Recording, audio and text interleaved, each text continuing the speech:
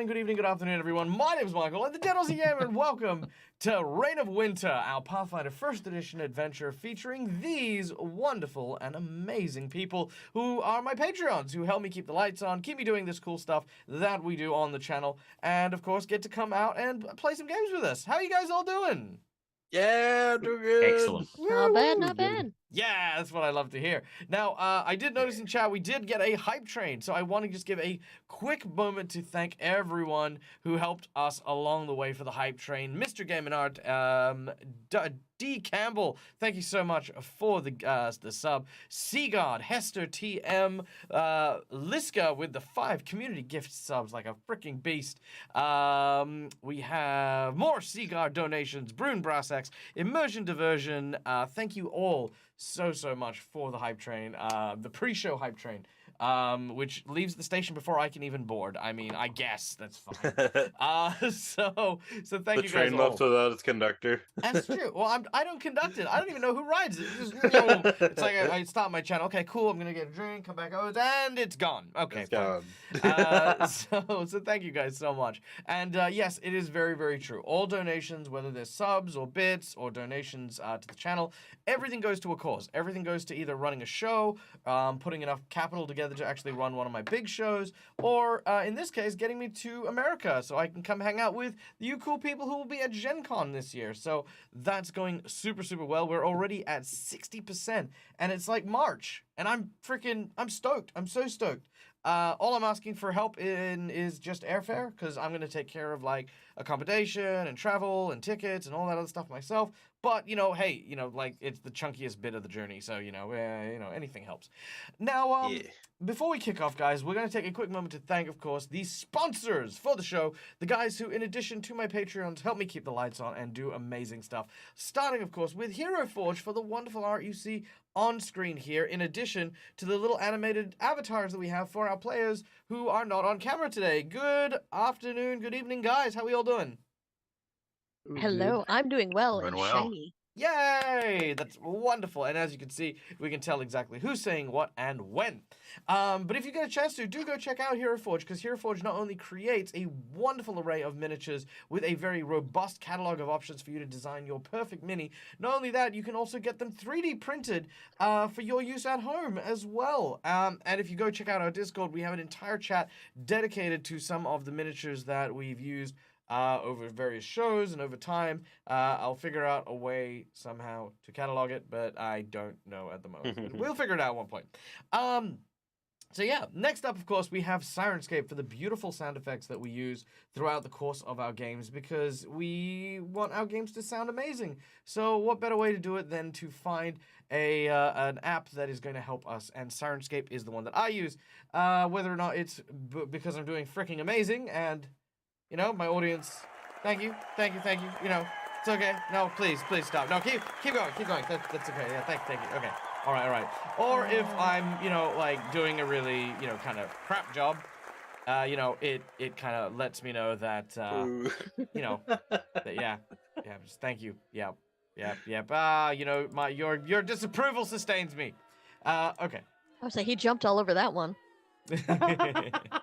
So yeah, Sirenscape allows you to do a whole bunch of really cool fun little things for your various games. And if you're like me, there's also a phone app version that you can bring around if you've got a Bluetooth like speaker or something like that for your in-home games as well. And lastly, Fantasy Grounds for our VTT of choice. Behold all the shiny things, the dice roller, the maps behind me, and the little pins that have all of my D&D notes. Look, see if I click on this pin, it tells me all the stuff that's in there, and I have it all. It's all just here, and it's wonderful, and it makes my life easy. So yes, thank you all for that. Now, also welcome and thank you to Flyer Bowman for coming and joining us. Thank you, and it's so good to see you. I just wanted you to know that, and I feel obliged to say this because, when Flyer's here, I feel like it's important to acknowledge certain things. I want you to know that that Frostbite is fine. That's all you need to know. Frostbite is fine. Okay, now, Before we get started, let's of course meet the most important people to this campaign, and that is of course my wonderful PCs and the wonderful and amazing players that are going to be enjoying them. Starting with Kyrie, our Ratfolk Slayer, a person who has been haunted by the spirit of Mistwind, a fallen comrade that perished earlier on in the campaign. Kyrie went and angered the goddess of death and has, basically been cursed for quite a while, finding themselves wrapped in a sea of fatigue due to this curse. However, they have struck a deal with an agent from the divine realm, a creature known as the Stabbing Beast, a servant of the assassin god Norgorba, and Kyrie is now beholden to said assassin god. What that will entail and how the offerings will flow from here are still unknown, but this incredible character is being played by our dear friend and moderator, Kalindria! That is me. That is you. Now we are running a little bit behind, so unfortunately today we're not going to be doing the story grabs for everyone because I feel like we can just kick onto the game. But how are you today? You good? I am. Nice, wonderful. Excellent. I'm glad you made it because daylight saving sucks. And we don't do it. So yeah. Next up, of course, playing the role of Kichiro, the Kitsune samurai who has journeyed long and hard in order to try and find what it means to truly be honorable and heroic.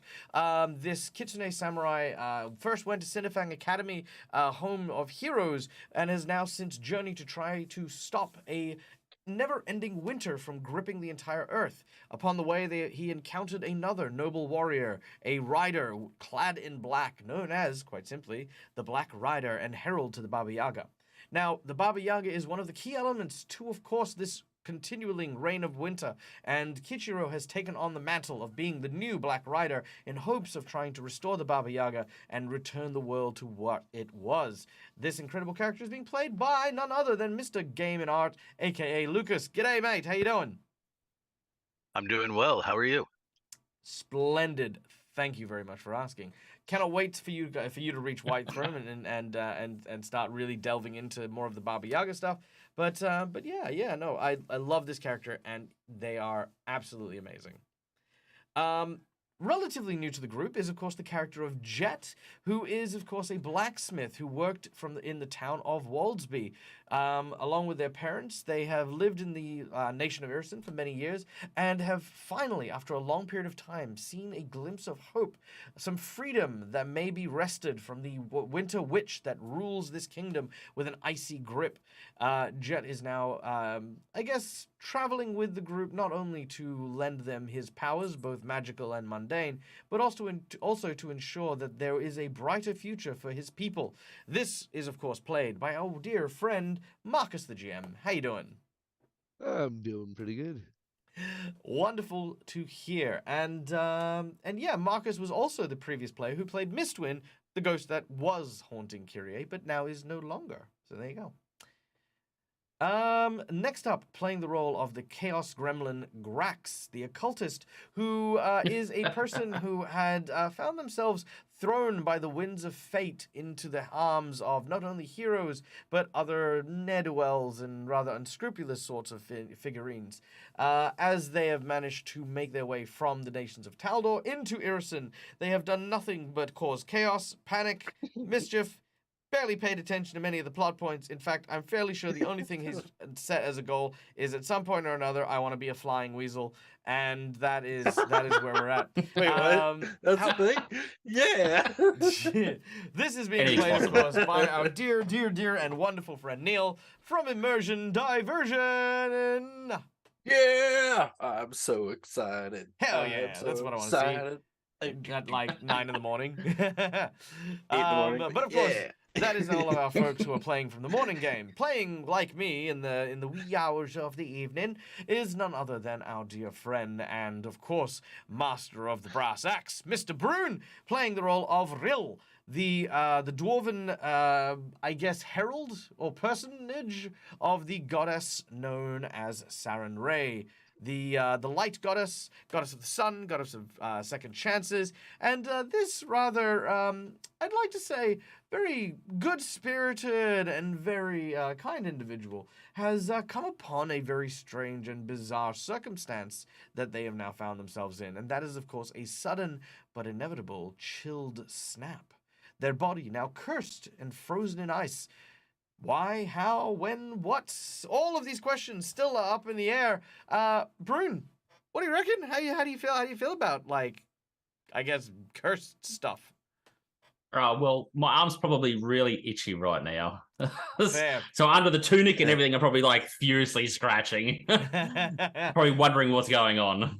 That's fair enough. Fair enough. Now, guys, as always, before we kick off, there's one last. Before we kick off, there is of course one other person left here. We have of course Cromwell, our monk, who is of course a master of martial arts and the like, being played by Tim. However, Tim is unavailable for today, so we wish him all the best, and we hope to see him next week.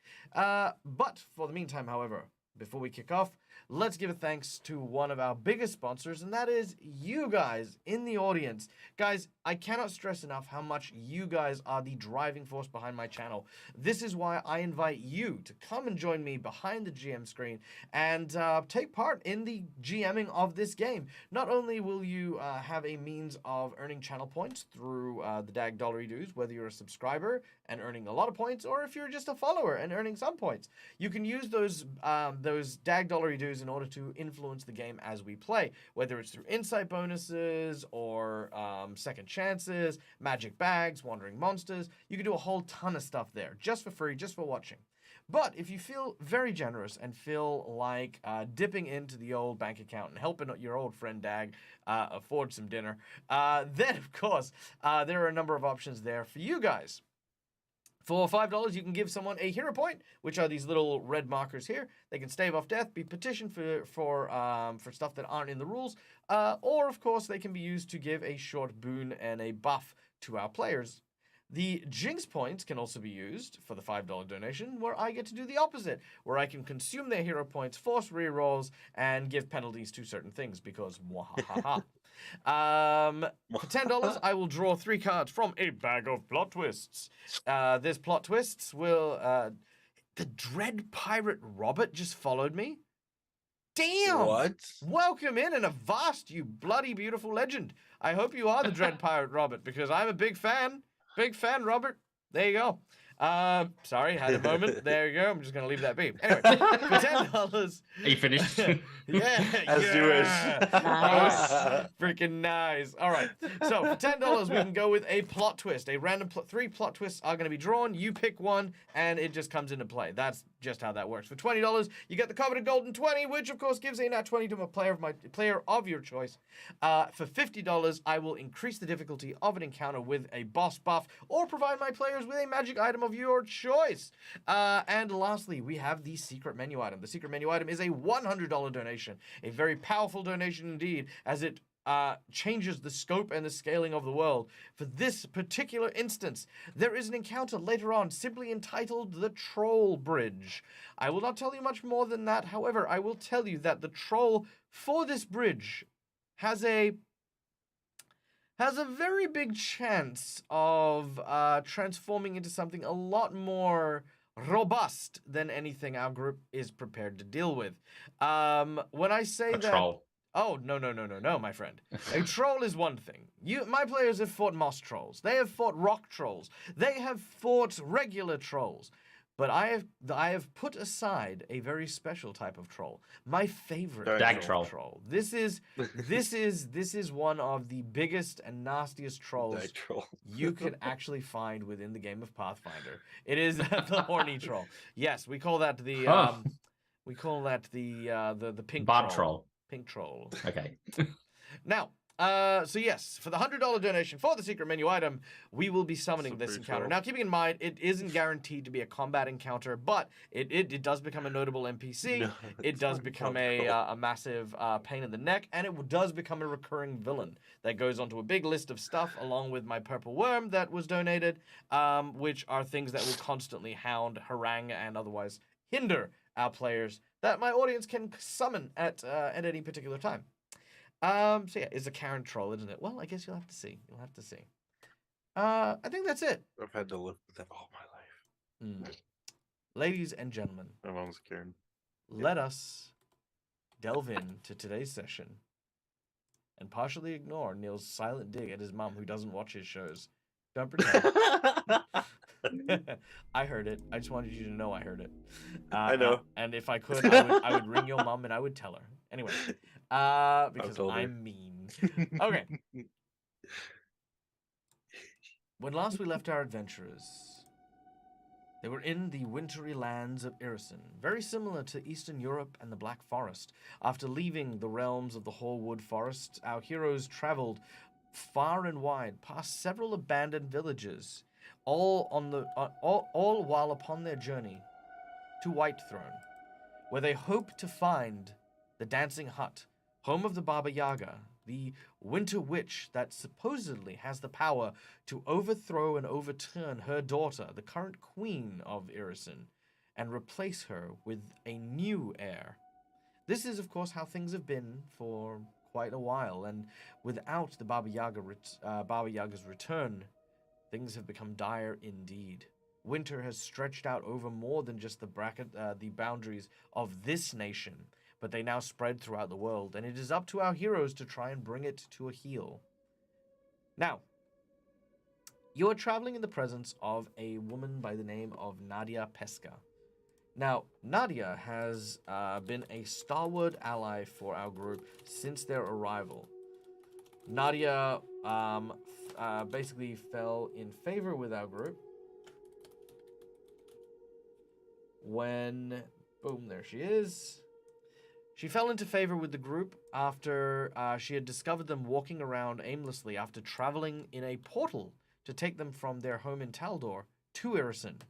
There she offered them clothing and transport and shelter and explained to them their current location. But after learning that the Jadwija, the evil minister that Nadia was working for, had likely taken her daughter, killed her daughter, and transformed it into a soul-bound doll, Nadia swore vengeance and has been working with our group in order to try and get back at the Jadwija and, of course, everyone who she holds responsible for the death of her daughter. Now here, you have begun to make your way towards Whitethrone, and Nadia has told you that up ahead is the small town of Elspin. Now, in this tiny village, Nadia mentions that she has a cousin by the name of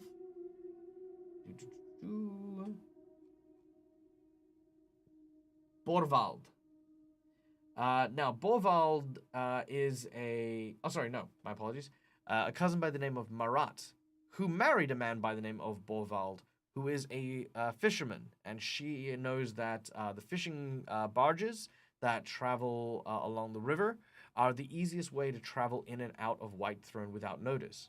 Though the people who are fishermen there, they tend to be a little bit more suspicious of outsiders, but with Nadia in tow, you're hoping that you can convince Borvald to give you a ride on the ship to take you the rest of the way to Whitethrone. You a dwarf by any chance? No. Did you see the donation? I did. $60 from Seagard. Thank you so much. We have a natural 20 going to Jet. Ooh, thank you. Gracias. We then have Kichiro with a natural 20 as well. And Grax also with a natural 20, filling out our party with these freaking nat 20s, because why not? Why not? I'll get you, my pretties, and your sea god as well. All right. Yeah.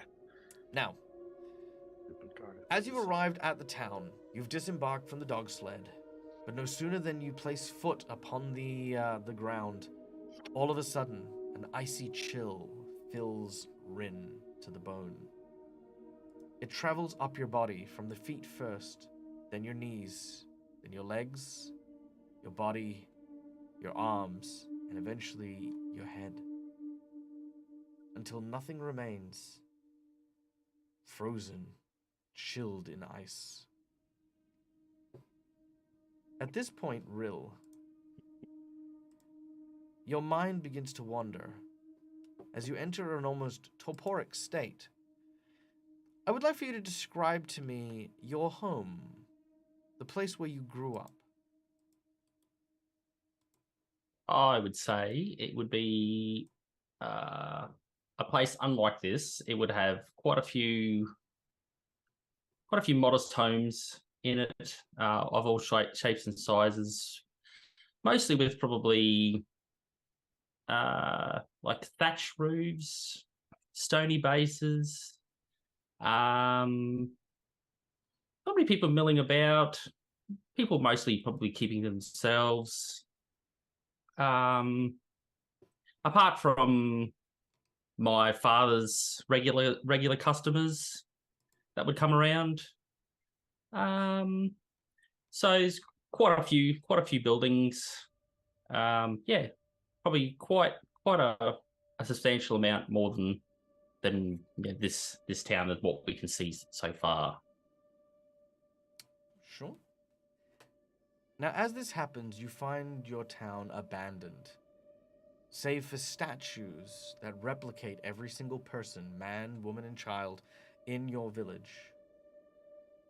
You can see that they're almost frozen in time, like a moment was captured, like a snapshot and emblazoned in ice.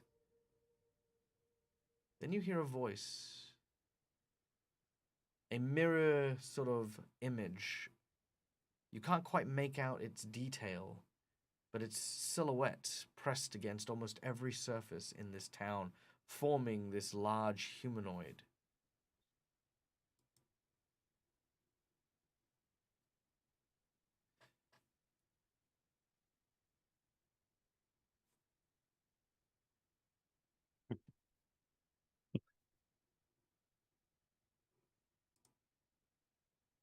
Nope, sorry. Just having some. I'm waiting for it. Yeah, no. I'm waiting. Having some technical difficulties. Let me try again.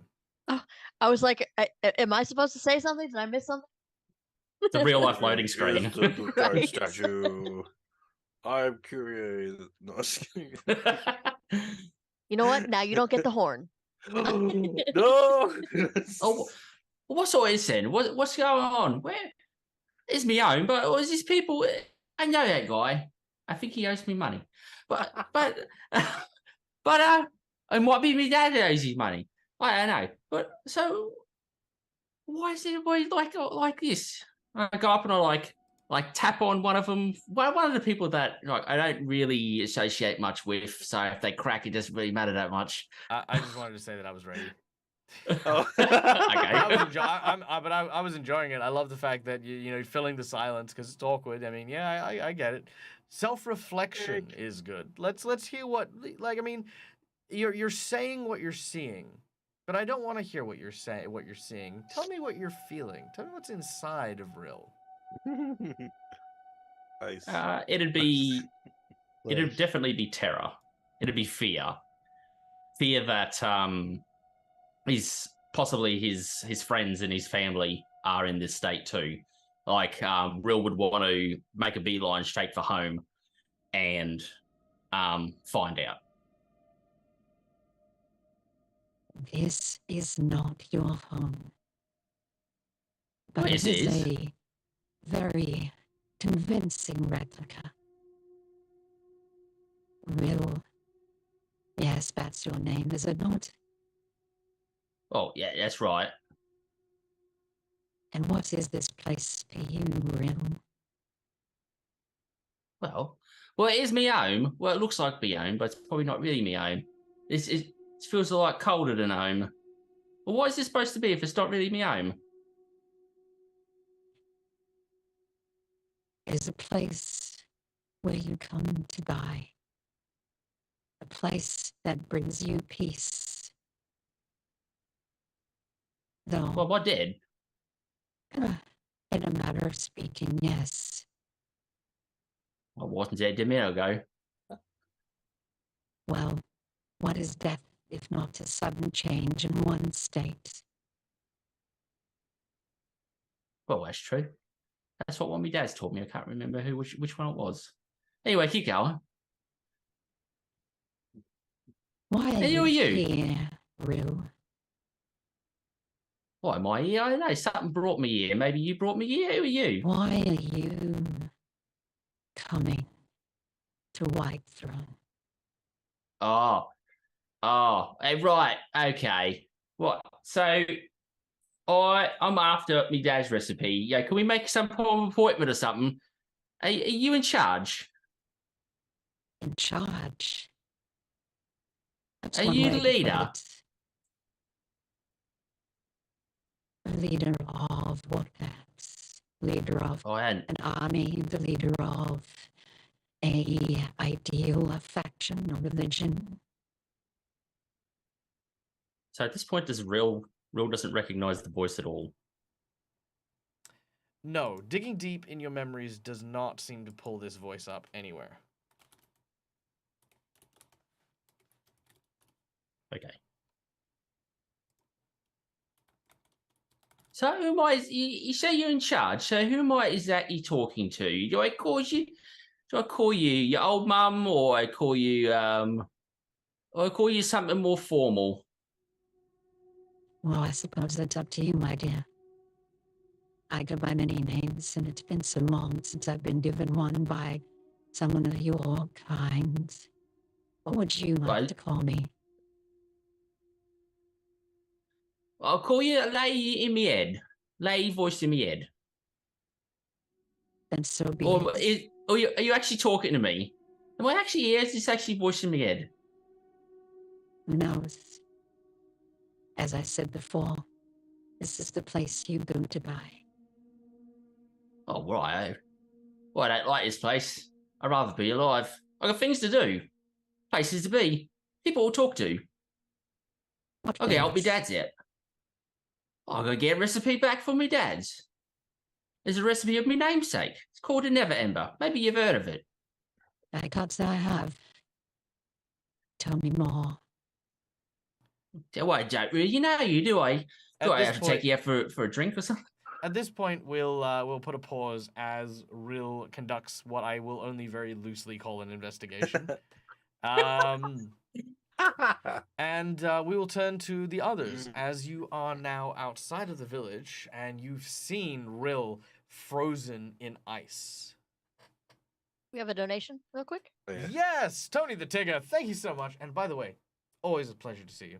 A natural 20 for Dag, a Jinx point for Dag, 2 hero points for Jet, and a hero point for Kichiro. Ah, I see. We'll take you I see the Starting to load everybody up. I was gonna say, no, I was gonna say I see the Except for the Bravo, OCD no. is strong in this one. Yes, that's okay. It is for me too. Every time I see it, I'm just like, oh, I want to make it all even and pretty.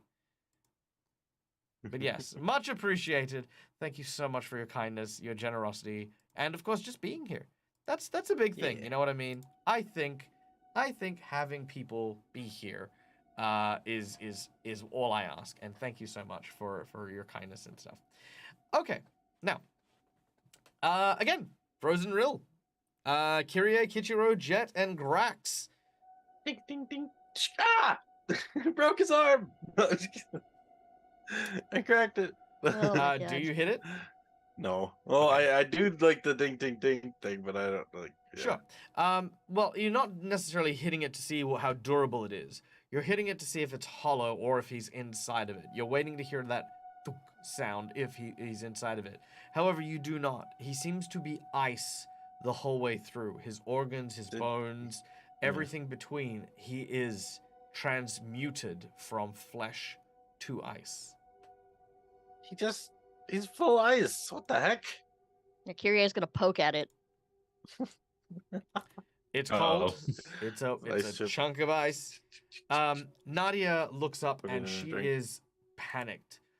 Gorilla She ice. begins to ramble. Das Gefühl skunda tid för här ske. Att det skulle vid att det skulle ha. No Jet- entiendo.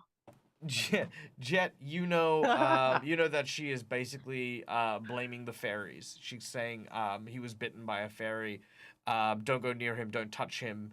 If you do, then you'll catch the curse as well. And she seems to be like kind of brushing off her coat and sort of spitting on the ground at the same time. Jinx is gonna he just places his hand on her shoulder to like try to calm her down. What did I just say? I said don't touch each other. I don't think he's been bit by a fairy. You do not think he's been bit by a fairy? What do you mean you don't think he's been bit by a fairy? You think your friend Are you just having this suddenly- conversation in Irrisen or now, or is this in common? I think the translation, It has yeah. gone from Irrisen to common. It's transition. Oh, Okay, cool. Yeah, if it's Irrisen, I will speak in Irrisen and then tell whoever needs to be translated what it translates to. For future reference. Okay, so Kyria is going to interrupt and be like, "Hi, hello. Do you guys know what's going on?" Jet looks at Nadia looks at Jet.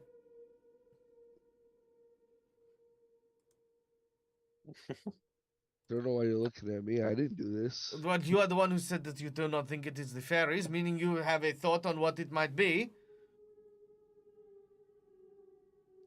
No? Perhaps he pissed off his god. What do you mean it's pissed not off the his god? Pissed off the god of the sun, and he gets turned into ice. Grax has been like investigating the body and seeing if there's something, maybe like an item he's got on him that maybe did it.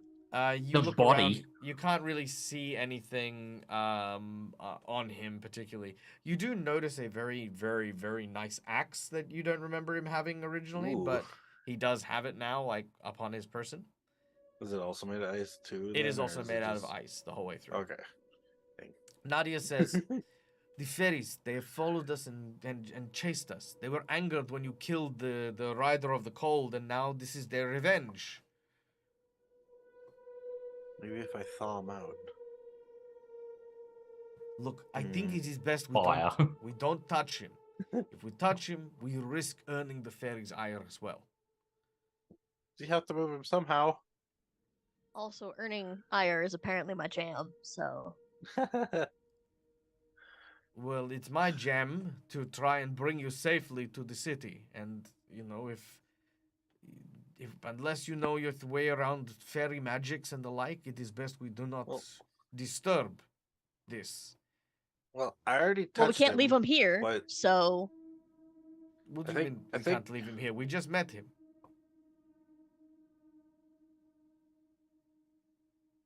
He seemed to be going in the same direction. Maybe he knows something Yeah, about back when Whitethrone? he was living flesh and blood. Now he's a giant chunk of ice. yeah, but he's an amusing chunk of ice. Does Jack I'm gonna- know about their house at this point? The portable house. You do know about the portable house that your team has. Okay, how about this? You have that portable house. Why Mhm. not, without touching him, you move him into there and just leave him in there until How do we move him without touching him? And I already touched him before. I will take your Easy. idea and alter it and absolutely touch it so that I can move it. Because I'm not sitting there and wrapping a rope around, and it'll take me forever. Grax Alright. has taken the house. He kind of moved away from the group, but he takes Alright. the small little key and opens it. As you touch the ice, you watch as Rill's body becomes smaller, almost small enough to be a kind of like a palm-sized statue. That was cool. Did I break him? What? But look, he's No, I teeny know, I'm now. looking. He's tiny. What happened? I don't know. I doesn't- touched it. Ice doesn't just shrink like that. You watch as Nadia basically just starts to Bodies pray. don't turn to ice. Nadia just Th- straight neither. up starts to pray for you idiots. You idiots. All right. The house Well, has been I mean, growing I would that say way this is already since- happening. So I'm gonna bring him inside the house and put him in. put him in the chapel. Yeah, thank you. That's the word. I was like, with the altar. Yeah, the chapel. He's just trapped in his little box. All right. Kichiro, while all of this anarchy is going on, what are you doing? I feel like Kichiro's just kind of shaking his head and is going to be off to the side, hot just bath. having a chat with Armor over there, checking in with Armor, seeing how he's doing, that kind of thing. Yes, your friends, they seem to be quite on the stupid side. He's not I'm wrong. Armor, fair- He's you're not great. wrong. I'm fairly. I love Armor. I'm fairly certain that the rider there basically just said, "Hey, by the way, spontaneously people don't turn into big things of ice, and this could be quite a dangerous thing." Then not one but two of your party members proceeded to turn around and go and interact with it with no protection whatsoever or understanding. Meanwhile, one of them decided to rebuke the idea of fairies, even though they had no evidence to the contrary, and decided to offer nothing in resistance as to what might be an alternative. Are you sure that you should be the rider here? I mean, if you're hanging out with these people, is this truly the best you can do? Grax I'm is sure rubbing off maybe- on me, apparently. I mean, we could set some rabbit traps and maybe put together a better group than this. I'm still succeeding at my goal. No. Yeah, sorry, I was laughing about Armor there. He's great. Arm is very dry. Armor makes some good This points. is No, not I'm just kidding. frozen. I'm kidding. You kind of look up, you hold up a snare, and you're like, huh. No. No, we've already got our mammal. All right. Well, with little effort, you do manage to with little effort, you manage to grab hold of the icy statue that is Rill. As soon as you place it on the ground or anywhere without where it's no longer in the possession of someone, it regains its normal size. Now, back within the scape that Rill finds themselves in, a very long and very poignant talk about a lot of different things has occurred. Everything has been met with a inquisitive question from this mysterious voice, ranging from not only the Never Ember Brew, but of course the origins of your parentage, your first day in high school, a whole bunch of these things. You have exhaustively explained yourself to this individual in great and vivid detail. But here's something bizarre. At no point does the voice seem to be disinterested. It's up to you as to what you wish to do with that. But, Rill, the scene is now yours, as you are talking to the voice of the lady. Well, Rill would he'd probably really want to know, like, exactly who he's talking to. That's probably what he really wants to know first. Well, as you said, I am the lady. And my job is to simply make you comfortable. Look, comfortable until what? Until such time as what happens? Because Well, as I I don't want to said, stay like this. You are dying. And this is the place that one knows while they wait for the end. Well, how am I supposed to stop that? Well, you're not. Hence why I'm here. My job is simple. To keep you happy, content, and comfortable. Are you comfortable, Will? Yeah, I'm pretty happy. I'd be good if I had a strong ale and a hunk of meat or something. You know, a piece of pork probably, and a good armchair, and just my old place where my dad's place was. Well, where my friend hung out in Tavern of Lost Hope, back in my home, Rogar, my old friend there. If he was here too. You watch as the world around you starts to break down into ice cubes. These ice cubes shift and change, moving in a three-dimensional lattice as it expands outwards and begins to shift, swirling around you. It's almost a hurricane of these very ornate and intricate cubes, and all of a sudden, you watch as these pieces start to reassemble, but every piece that reassembles perfectly recreates the tavern of which you speak. Within it is filled with people who are just sculptures of ice, who are perfect representations of the people who you remember, including your friends, family, and even the old bartender who used to be there as well. Jimith. It's Jimith. Jimith, what about another round? There is no Token. response from the statue. It is still and motionless. Well, right. If you say I'm dying, well, they're not going to really miss nothing. So I start reaching behind the bar and I start rummaging around to try and find quite a decent like a stein or something, and see if the barrels behind the bar are working. All of a sudden, the statue's just like, Looking behind the bar, you do find several pints of ale and the like, and as you pour them for yourself, you fill these glass tankards with this chilled and frothy golden brew. As you place it to your lips, however, while the liquid passes through your mouth, you can feel the effervescence from the bubbles, but you cannot taste anything. Oh, I'm not having a good time. You can't taste nothing. So no, I'm not happy. Nah, sorry. Oh, that is a terrible shame. In this place, of course, you do not have your normal body, and really all of it is a perception of your mind. What you last remembered of your time here is all that can be created. Nothing new, nothing unseen. But don't worry. The time will come soon, and you will not have to be here for long. Okay. So next, I delve into my memory and I think of my father's teachings and of Sarenrae. And first thing I do is I click my fingers and I try to cast light to see if any magic actually works. You click your fingers, and sure enough, a small orb of light appears in the air. This does not cost you a spell slot. It is something that you believe you can do, ergo you did. Oh, all right. Well, I got you now. So you say I'm dying, so I'm not going to be dying. And then I touch myself again, appropriately. I'm watching all you. And I cast Cure Moderate Wounds on myself.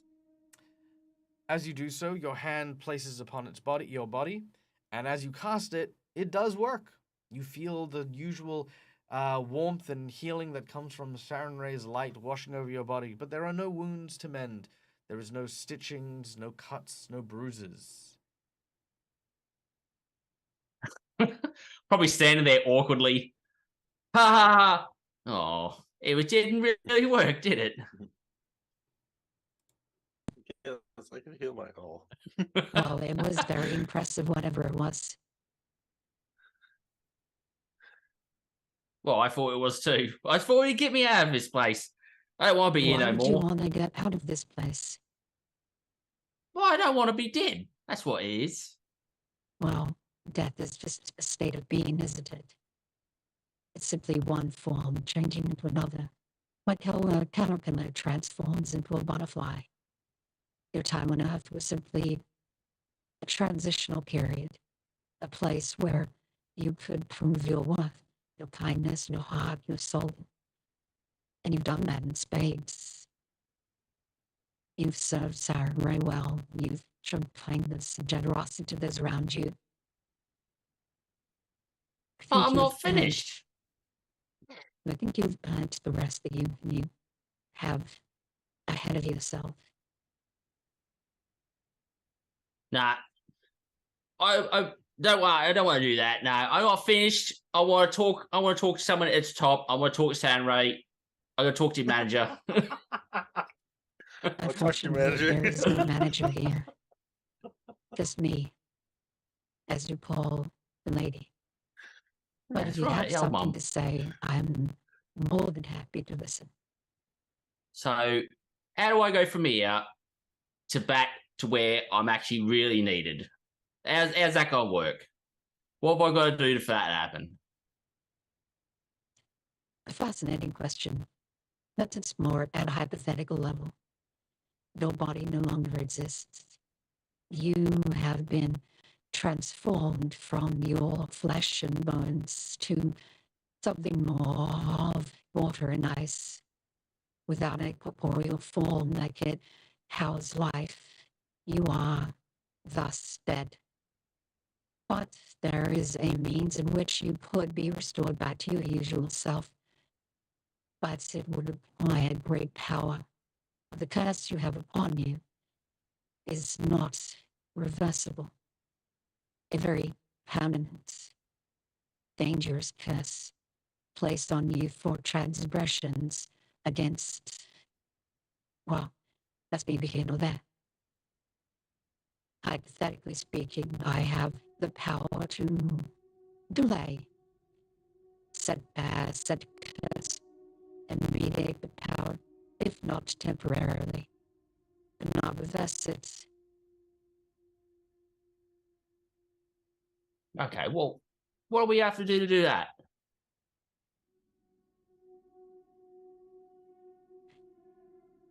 Well, perhaps there is something that can be done. You say that your purpose is to be somewhere you're needed. Well, what do you feel as though your need is? I didn't catch the last bit. It cut out. So yeah, your breaking up is getting worse. What's it I know?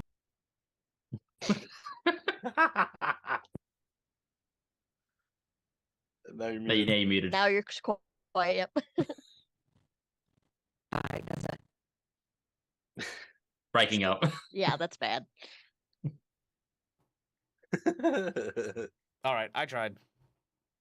She ponders for a moment and asks you quite simply what you feel you are needed for. So Real answers by simply saying he has to make things right. His fathers have created this recipe and they're unhappy. They've stopped drinking. So they're prying into his life now since they've stopped drinking. And Real doesn't like that. So he has to set things right by getting the recipe back.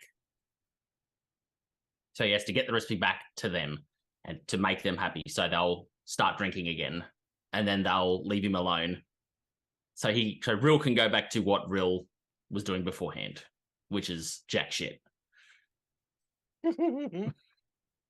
Hanging out with his mates.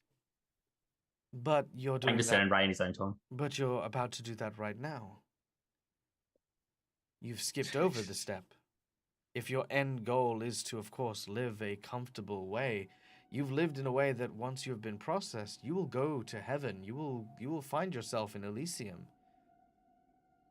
But I'm sure that your parents would, with their own blessings, can make the decisions on whether or not they wish to rekindle an alcohol addiction without you. Of course, they're elves. They've been around for thousands of years, hundreds of years. But it's not just that. I suppose it would be the winter in this place as well, which is hindering them growing their hops, which so they wouldn't be able to continue anyway.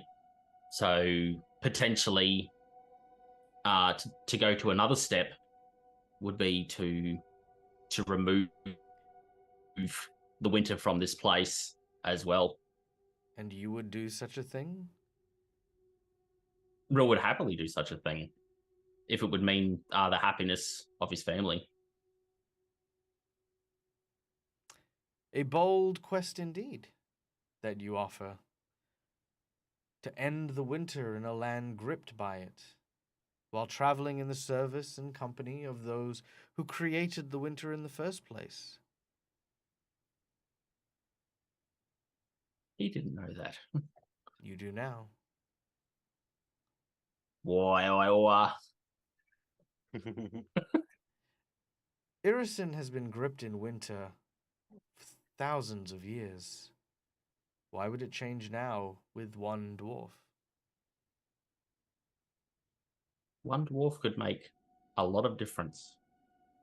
Just you wait and see. At this point in time, you watch as a figure emerges out of the ice.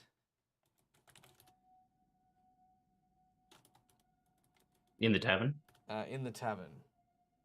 Okay. A brightly colored, vibrant skeleton. And she says, "One may, but thousands of dwarves lose their lives without ever making a difference. So why you, when you could rest?" She leans over, and she's now on the bar. She leans her hand and places it in her skeletal hand. This woman is not dangerous. She doesn't look like she's like a threat. She has no weapons. She's actually covered in these vibrant colored flowers. If you want to, you may make a knowledge religion or a knowledge planes check.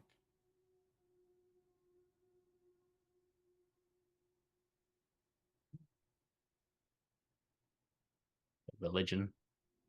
6.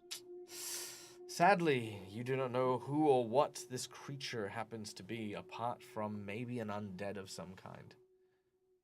Hero point. Ah, very well. You will need to do a reroll because you cannot just Nice. add to it to reach the DC you need. A little bit better. A little bit better. Okay, let's have a quick sneaky peek. All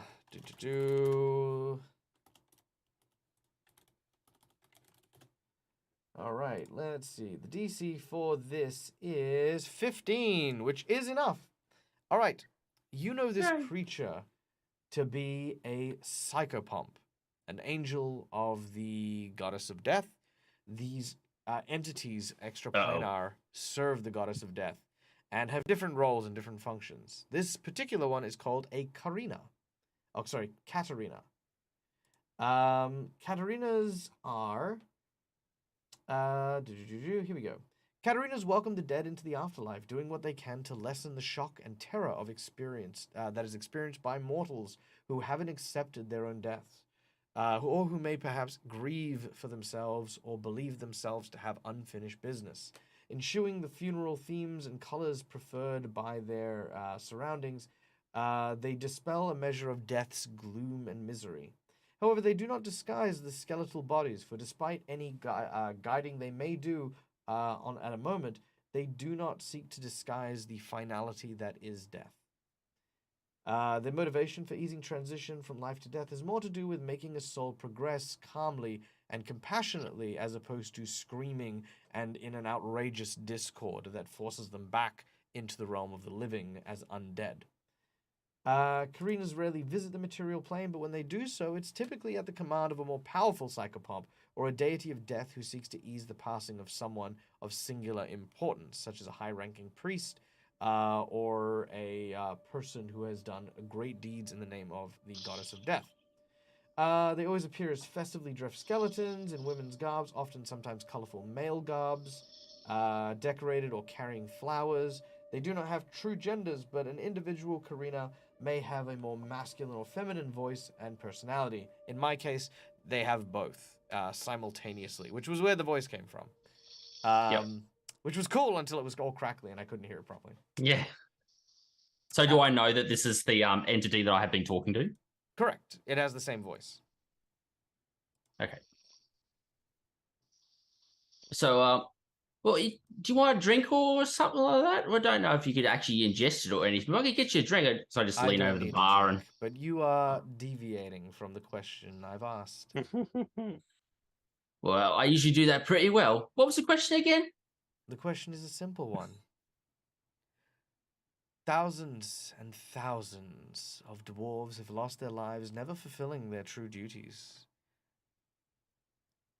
And they must also find peace. Yeah. Why can't you? I mean, I've known dwarves who have fought for love, country, liberty. I know dwarves who have died a hero's death saving children from rampaging bulls. You wish to save your parents' farm, a noble and truly honorable sacrifice for a son. Yeah, well... Is it enough? Oh, of course it's enough. Any noble cause is a cause, isn't it not? Well, of course. but all causes come to an end. And Yeah, some but not right now. endings are not happy ones. Yeah, well, I'm not happy, so it shouldn't be the end. Rill, I need you to make me a wisdom check. Okay. Because at this point, you're heading towards death. Okay, yeah. That's a 2. You are heading towards death. I will say this. This is Knowing gonna what you be know hard. about these, Can I use a hero point? you may use a hero point. Awesome. Hey, we've just got a raid from Windy J, D&D. Windy J, I don't recognize the name. If we are newly acquainted, then welcome in. It's so lovely to meet you. If we have been acquainted, was it under a different name? I don't know. I feel like there's so many names I'm not recognizing these days. But welcome in. Name's Mario, Dead Aussie Gamer. Nice to meet you. Or we've met you before. Never had a chance to raid you, but watched you a few times. Bloody welcome. Thank you so much for bringing your community here. Okay, right now, Rill has been turned to ice for a mysterious reason. He is now talking to an agent of death who is trying to convince him to let go. The other party members have managed to sequester the statue of Rill in a very, very warm space inside of their portable house. And they have arrived at a town hoping to speak with a fisherman in order to try and get into the main city where they're hoping to find the Baba Yaga's hut so that they can find the Baba Yaga, who will overthrow the queen, who is the Baba Yaga's daughter, replace the Baba Yaga's daughter with another queen, and then bring peace to the world because the mad queen is no longer there. Boom. There you go. You're all caught up. Now, with a 14 on your wisdom check, you take a moment and you breathe in. Now, Rill, you've spent a lot of your life flitting about. Day to day, lots of thoughts, lots of ideas, almost like the beating of a hummingbird's wing rattle your consciousness. And for a singular moment, those all coincide to a point. I need to live. But the thing Well, is that's right. this creature, this entity, this person, her only duty is to sit here and wait for you to accept death. And she has been doing it since the beginning of death. She's patient, she is gentle, she is kind, and she is understanding. You realize very quickly that planting your feet and refusing will not work on her. You will need to give her a reason. Not give yourself a reason, but give her a due cause to send you back. Because her entire being, her entire job, is to not do that. But we'll come back to Rill. Okay. As we now return back to the rest of our group, as they have now managed to secure Rill in the magic hut. Nadia says, bro, she's Farko Soskeka. I cannot stress enough. I think this is terrible idea. The putting of the statue in the house. I don't know what your friend did to anger the fairies so much, but this is powerful magics, and you will need likely help for to try and overcome it. Well, if it was really the fairies, then shouldn't we just go find the fairies?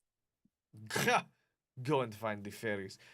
If fairies were so easily convinced, then of course people would have used the fairies' power many times before now. Maybe, perhaps, my cousin Maret, maybe she knows something, or her husband Borval. We should go and speak with them. Okay, you said they're near. Are they? You said they're Da. nearby? We've just arrived in town, so not very far at all. All right. Before we go though, Grax really quickly runs into the house and grabs a blanket, some pillows, a scarf, and he's gonna go put it around the statue of Rill. Like a bunch of stuff, just in case anything happens. It's to make sure he doesn't fall over. I'm a snowman. Keep it a little warm. Yeah. I don't know. And I mean, Kyrie is going to try to minimize anybody else touching it. So she will offer to. By offer, I mean she will take the stuff and put it on Rill statue or Rill instead of letting Grax touch it. but I need to do this maneuver. No, I was kidding. I know. All right. Yeah, you With take the Rill- scarf, put it on. I'll With put the Rill pillows rugged up there. and comfortable, unless there's something further, you will make your way into the town of Elspin.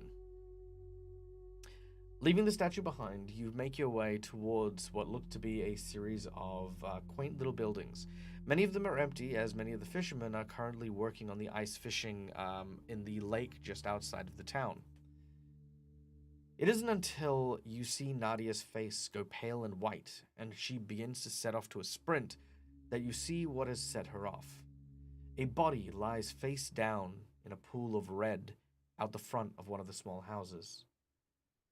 She begins to call out, Bolval! Bolvad! Oh my goodness, what happened? She looks around.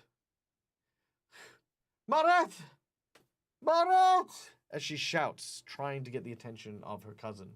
But there is no answer. I'm gonna run up behind her, and then I'm gonna see what's happening. I'm gonna check the body, see if this was recent or if this has been like happened maybe quite a while ago.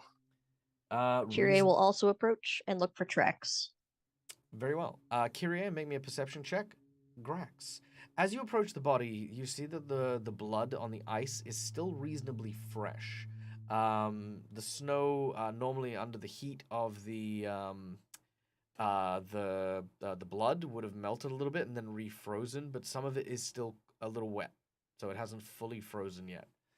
Looking around, Kyrie, you, with your perception check of, nice, 30, you definitely do see tracks, but they seem very bizarre. It's almost like something has like a 50, 60-foot stride. Jeez. I'm gonna quickly cast Flesh Mend on the body. You watch as one of the shoulder wounds closes, but the body still remains lifeless and motionless. Is how far can I see the tracks go? However Like, does it long, seem to lead to anything, or you don't know anything about the area. okay? I will. Kyrie will pull Jekt aside because obviously Nadia's going through something. Point out the tracks and ask him if he knows the area well enough to know anything. Well, unfortunately, I don't really leave Sorry, town you're a very little quiet, Marcus. often. I don't Bless you. leave town very often, so this is kind of as far as I've been.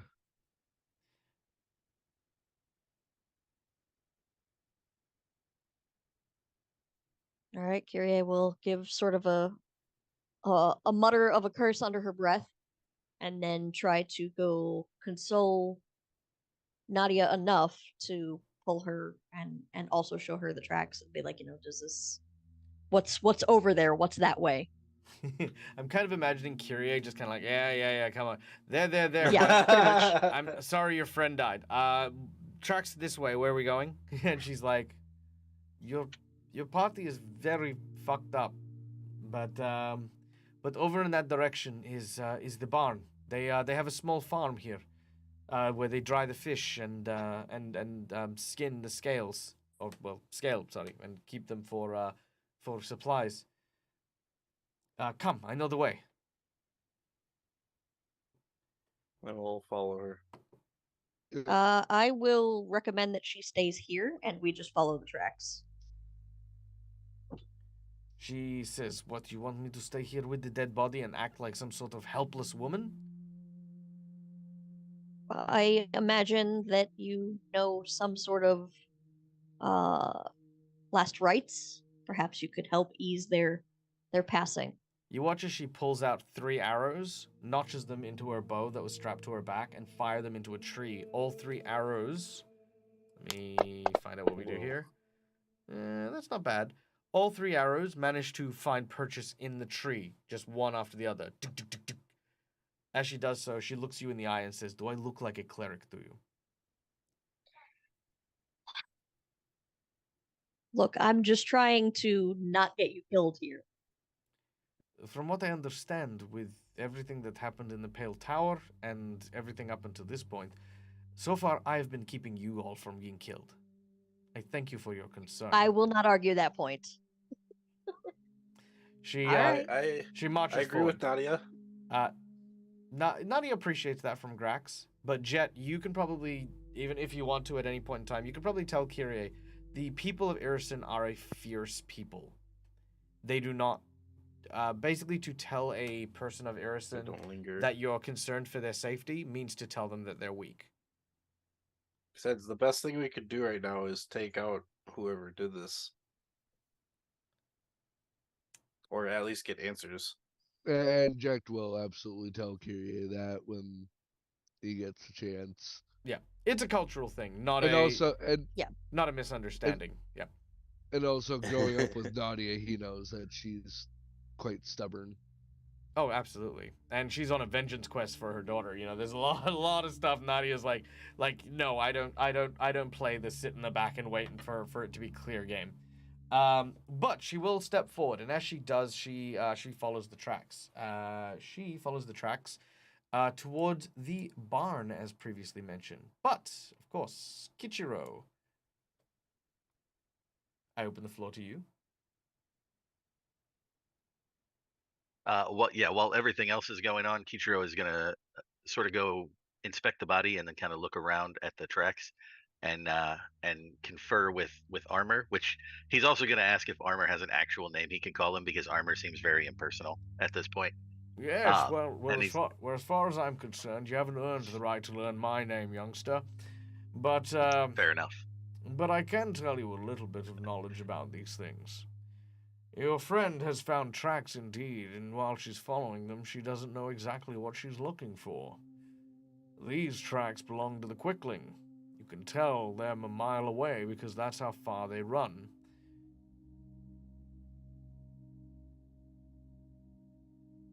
And what is this Quickling? Is it What is some a kind of Quickling? giant? What is it? Boy, were you born yesterday? Do you not know what a Quickling is?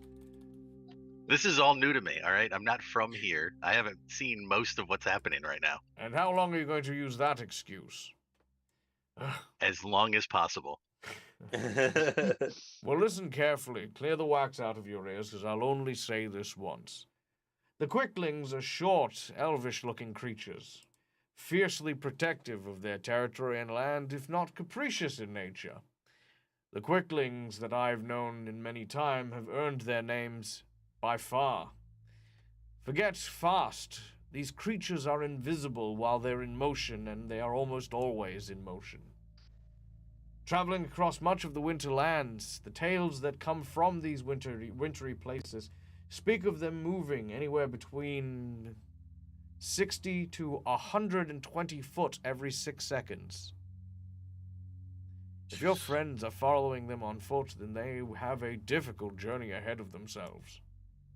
Very oddly specific.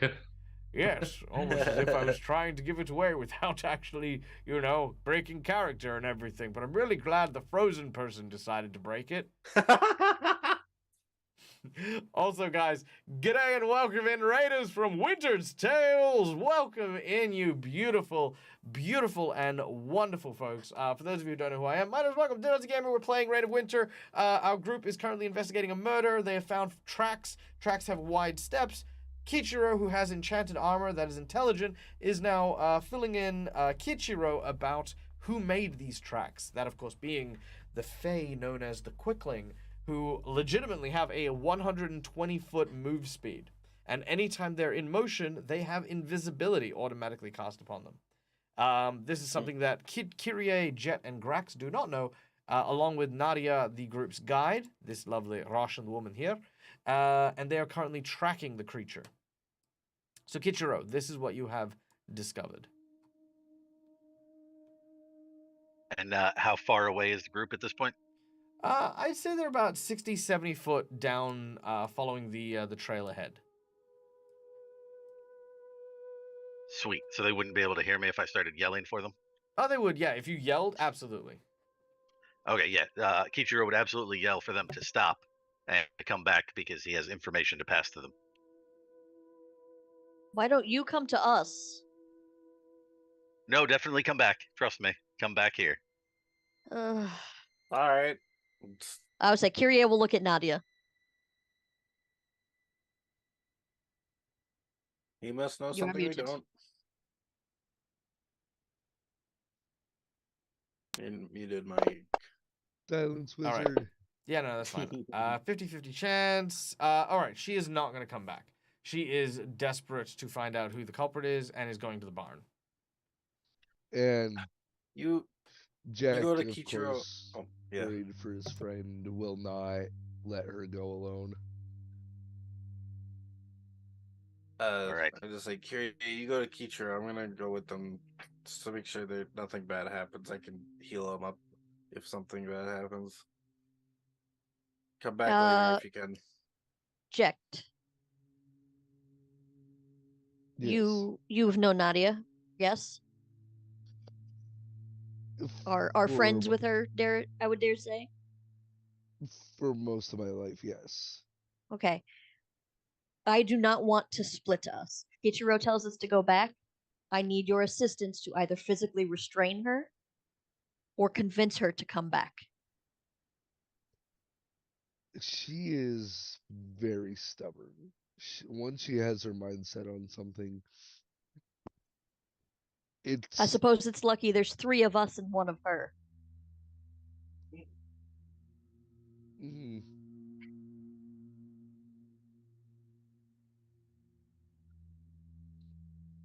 You have all helped me. I'm not going to let her wander off and go get herself killed.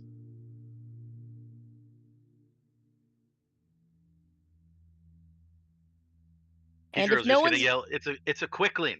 It's a quickling. Get back here.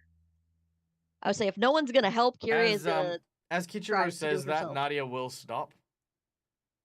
She'll look back, and she'll look at the tracks, and she'll look at the trail, and you hear her just unleash this series of cussings and swear words, all in Irrisen as loud as she can. She falls to her knees and she throws her hat on the ground. Immediately, just with the word quickling and with her assessment, she realizes she's already been defeated before the search has begun.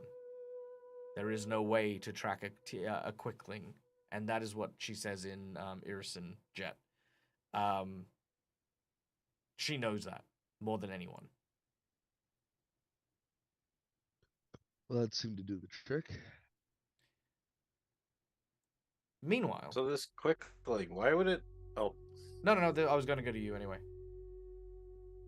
okay. I was gonna say, so this quickling, why would they just? I mean, are they something that just goes and attacks people like this? Can we head back to Uh, Kichiro before we have this w- conversation? I Yes. figured I was already back. Yeah, no, Okay, that's cool. okay. I just want to make sure. Yeah, no, you'll all be back. Yeah.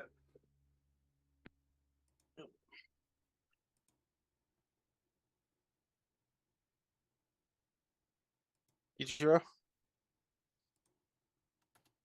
Yeah, I don't know much about them. Just what Armor filled me in on. He said they're fiercely territorial. So Yeah, we're talking I don't. again. All right. But this is where, I mean, how long? Looking at Nadia, how long have your family here been living here? They've been How long living do here. quicklings live? They've been living here for a long time. This has been their home for many years now. Did you think it's a territorial thing then? I don't know. I don't know. Just Right. Sorry. no, it is okay. I know that you're just trying to help. I don't know why the quicklings would have attacked here. I mean, will it Okay. come back? I mean, maybe. I always ask it if it comes back. Yeah, Can someone fill me in on why we can't just go face this thing? Oh yeah, because apparently they move faster than we can track them, and they're invisible while they're moving. Well, that's a neat trick. Oh, that is a problem. Not to Huh. mention, I don't think they're the talkative type. If they did this, I really don't think they're just gonna have a friendly chat with us and explain why they did what they did. Maybe there's someone else other than a quickling then we could find. Maybe they know. Like the ice fairies.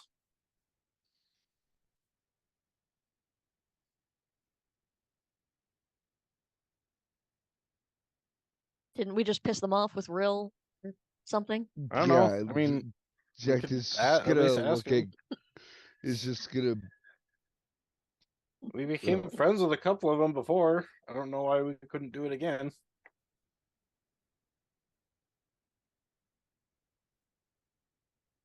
So Kyrie would again defer to Nadia and what she wants to do. This is her vengeance. You're muted. We need to know what happened. Bolvard might have fallen, but what of my cousin? What of Garen, their son? I do not wish to leave them both without any means of help. How? I mean, we'll find them for sure. We'd love to be able to help you. How strong are Quickly. what are they called? The quicklings? How strong are they? Oh well, I How heard big that are they? they're as strong as 10 men. Who the Big, hell is that? burly, strong, crazy, and yes, no, very handsome too. Very, very, very handsome. You know, I've heard that that even the gaze of a quickling can swoon even the most frozen of hearts. So Kyrie is looking around because that voice is different. So who is that? You look around, and sure enough, what you see is one of these dudes. It's about the same size as you, and has these two long antennae that sit on the back of their head. Footprints, much like the ones that you saw left behind, seem to kind of be, kind of like where their shoes are like, and he, just kind of is looking around at you guys, beady eyes, kind of not a big smile on his face, Hi. but just kind of like looking very friendly. Well, you've So met we one could piece before? together that the footprints match, so we think this is a quickling. For those of us Probably. that don't know. Yeah, probably. Okay. His feet are beneath the snow. I can't tell. No. Hi. Who are you? Me? Oh, He's got his own theme. I'm Zazababa. Zazabara. A pleasure? Oh yeah, no, pleasure's all mine. Pleasure's all mine. What are you doing here? Well, I mean, I just was passing by and heard you talking about quicklings. Thought I'd listen in, pop into the conversation. Did you say quicklings could... Wait, what was the last part you said about quicklings? About a heart? You watch as he appears behind you. Oh yes, no, hearts of golds they are. Bending hearts, yep, making friends. That's what the quicklings do. Ha! What did you say about the ice? The ice. You watch. You said something about your melting hair- hearts of Jax, ice. Your hair Jax. blows away as he's now standing over by What hair? Jet. I don't have hair. What? Oh yeah. Your Jack's hair, objective- yeah, like your eyebrow hair. Oh. There you I got giant Um, eyebrows. Yeah, as he's now standing by Jet, tapping his foot, and he says, "Yes, yes, people with frozen hearts, you know, people who just don't want to see quicklings for friends. They want to see them as dangerous fae. Yes, dangerous fae, terrible fae, terrible fae. Yep, yep, yep, yep, yep, yep, yep.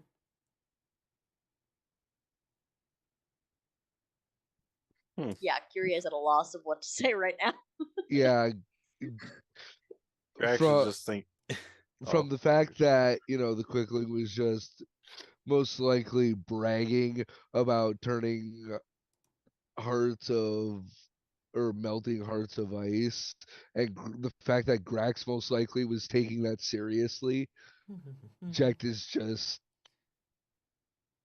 trying to wondering what he's gotten himself into once again.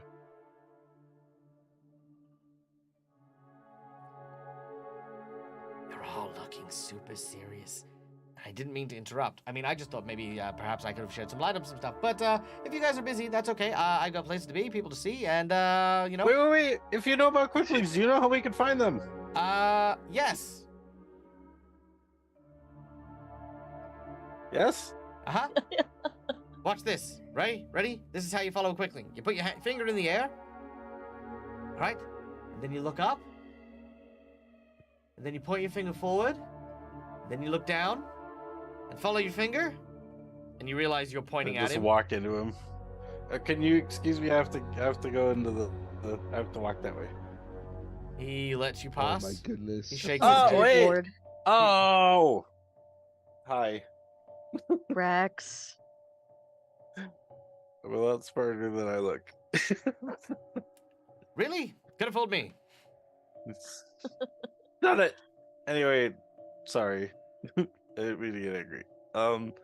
Hi. Zazabar, you said? Zazabara. Right? Zazababa. Zazababa. That's the I one. had an R The in one and there. only Zazababa. Okay. Did you? Then I point at the dead body.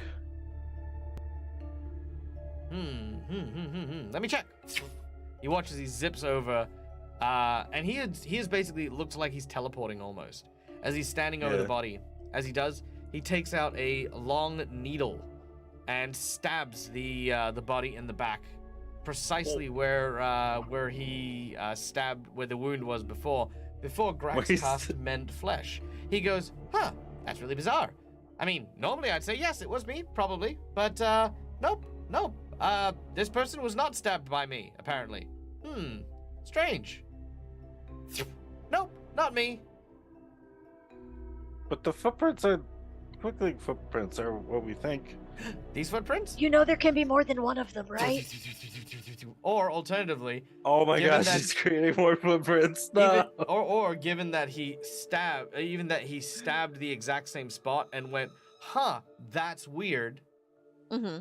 Maybe Yeah. he is the guy who killed him, but somebody made the wound heal. So where he Oh. would have otherwise stuck the needle and it would have gone through, it wasn't going through. You guys do Okay. this. Let me Yes. let me rephrase this question. I'm trying to make Kichiro Did speak, you- and he's still not doing it. I know. Did you kill anyone here? Maybe. It's a yes or Why- no question. Why would you have killed this man? He was getting in the way. We did it because he was just didn't like quicklings, didn't like fairies, didn't like it was a whole bunch of hoo-ha hootenanny. And Garen, me and my wife, we get along like a house on fire, and all we wanted to do was spend some time getting to know the boy and playing around, and the old man was That's getting in the way. reason to kill them. Oh, perfectly reason to kill them. Yeah, absolutely. I've killed people for less. I could kill you for a Klondike bar. Oh, what's a Klondike So- bar? So you know Garen then? It's like a chocolate bar. I know what a Klondike. I know. Got Yeah. coconut. Delicious. Ooh. I want to try one now. Sorry, what was that, Kichiro? So you know Garen? Is he safe? Is he okay? Oh, yes. Of course. We'd never do anything to hurt Garen. No. We would never do anything to hurt Garen. He's up with my mate at the moment, Tindlecrick. But Garen, he hasn't quite come around yet. He's getting there though, absolutely getting there. We're waiting for him to finally put the on good old Mum. And once Mum's out of the way, then Garen, me, and Tindlecrick we'll get a chance to play all we want. Yep. Wait, Mom. So you have his mother as well, but why is it that you're so focused on Garen and having him come around on you guys and being your friends? Oh, well, he was kind to us. He was kind to us and friendly to us, so we decided to look after him. Look after him better than his parents did. Yep. That's exactly what we'll do. Far better than his parents would. We're way more fun as well. And, of course, we can teach him all of the ways to actually be a good boy and be a person of the wild and use magic and do a whole bunch of cool stuff. Yep. Do you even know if he can use magic? Yeah, absolutely. Everyone can use magic. Magic's within us. Magic's within the space. Magic's within these little baubles. You watch as he kind of like fiddles around with some of your actual trinkets on your person. Hey, and then give us back. He puts them back on you. He doesn't steal them. Oh. He's just kind of like proving a point. Like as he's like, oh, I have these 150 things, foot away with these things, and now he's back, and I'm like, oh, what? Would you be able to take us to him? Take it to him. I'm gonna reword that already. Will you take us to him? Ooh, why would I take you to him? That seems dangerous. So we can help. Don't need your help. Nope. You look like adventurers. Yep. You ask questions like adventurers. You arm yourself like adventurers. Ooh, you're probably adventurers. I was only here because you talked about quick things, but now you're talking about Gadrin. And well, Garen's not yours. Garen's definitely not yours. She's gonna point at Grax and be like, "You've seen and heard and spoken to him, right? Tell me he wouldn't be perfect to join your merry band." Oh, wait, what? It is not a band. We don't have a band. We have a family. And not everyone can join the family. No. Nope. Kindness not within this one. This one's got teeth. What?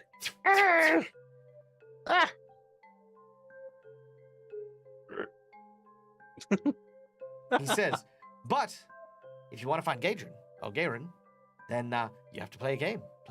Yeah, that's going to be fun. Play a game. I like games. What How about game? we don't play Seems like a a very game bad and idea. you just bring us to him? Ooh, well, it sounds like you don't have much of a choice. I like games. I will play this game. See, I told you he would be perfect. I might not be good, but I'll at least play. Ask Kichiro's what gonna the make sure game to is put some first. distance between himself and Grax. Oh, he doesn't go to Grax. He goes to Kyrie. Oh. And he says, Greg starts laughing. He says, "Oh no. The most fun people are the people who don't want to play. Greg looks at Nadia. What is she doing? Especially those who want their friends to play. Yes. No. Garen was exactly the same. Sweet boy. Would cry when he saw us. Thought that we were dangerous, but we're not dangerous. What's dangerous are people. People like his mum, like his dad, warned of dangers, but then allowed evil to slip in quietly like a whisper. Yes, I see it on you. You spoke to the creature. You spoke to the creature. You spoke to the creature. And you watch as he splits into like just this, like almost like an orchestra of different versions of him, moving so fast that his voice actually like he actually sounds like it's like there are multiple versions of him talking all at once at the same time. I assume he's referencing the stabbing beast. You can assume this, yes. Okay. Oh, then Kyrie is not bothered by his taunts. Are you going to tell me what the game is or not? He smiles, and you notice for the first time that as he smiles, this isn't the friendly smile.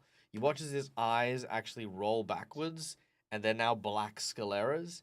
His lips separate, and now they almost pull apart his jaws to reveal too many teeth within his mouth. As he says, "Yes, let's play a game." Meanwhile, We did get an insight bonus, by the way. we did. And that is why I Yeah. gave you every bit of information about where the children was, where his mum was, and how to get him. But thank you, McClover, for the insight bonus, you beautiful bloody legend, you. All right. Rill. Yeah, Rill's here. Back within the tavern, the beautiful skeletal figure stares at you with an almost loving look in her eyes. Well, sorry, love, I don't swing like that. So Rill tries to answer the question to the best of his ability. He says, well, not only my family needs me, but everyone needs me. There's a group that I've just met, and they're headed to Whitethrone. That's where I'm going. So they're going to need my help. And all the dwarves that are out there are going to need me. Torag himself talked to me as he holds up his axe and points it at her, not threateningly, but he just points it at her like, naughty, naughty.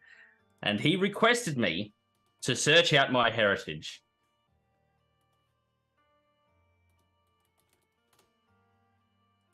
She looks at the blade up and down.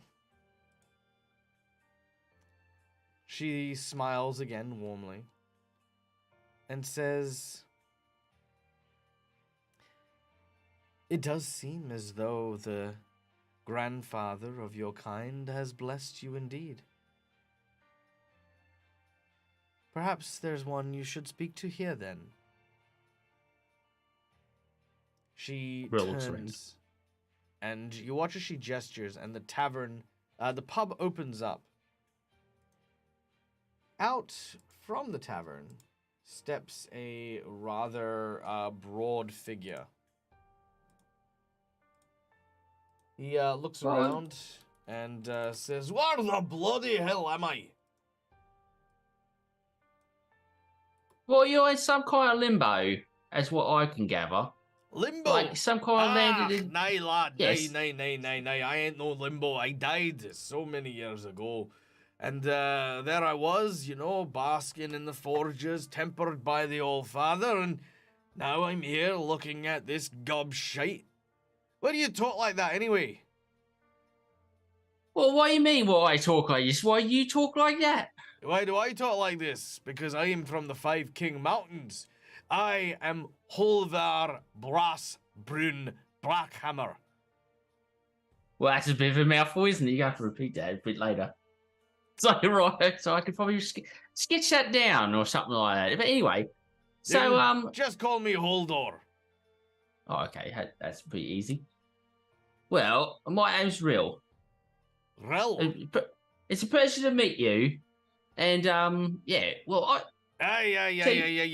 You can save all that elf talk for later. Do you have a beer on you?